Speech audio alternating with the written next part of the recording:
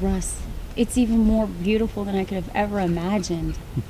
Well, inside of it needs a bit of doing up before I call it magnificent. Well, that's why you bought your uncle out of his inheritance, right? I mean, he was just going to sell it and let it be bulldozed. That's what my mother would have wanted. She, my uncle, grandparents, they spent countless summers up here.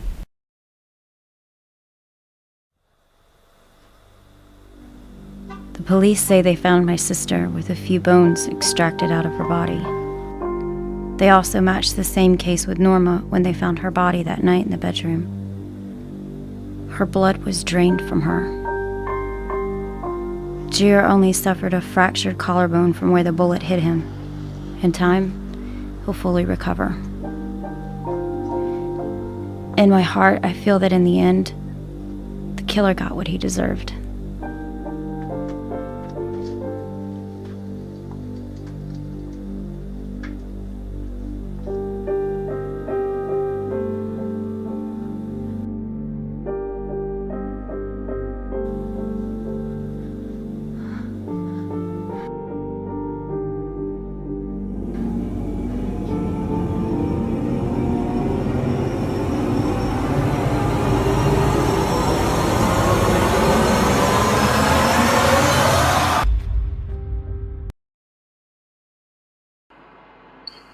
Do you mind if I tell you a story? I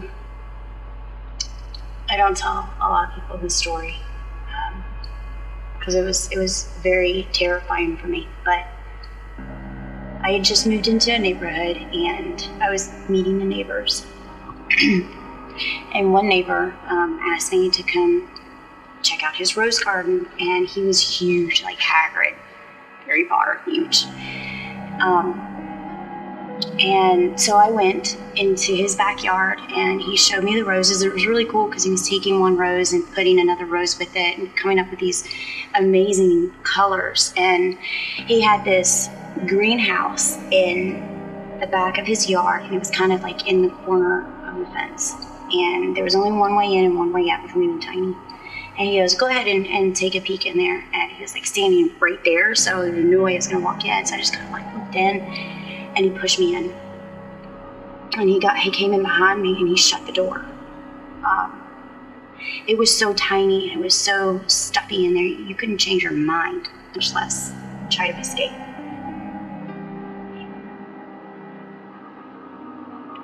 He asked me, he said, what would you do if I did this? And he put his hands around my throat. And I was so scared. And my mom always told me, she said, don't ever let him see your fear. And I was shaking, and I looked at him and I said, I am not afraid of you. And even if you did anything, you'd never get away with it.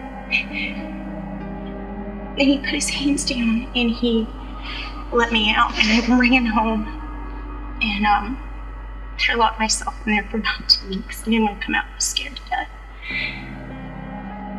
But I learned through that experience that you cannot let them see your fear, because that's mostly what they're looking for.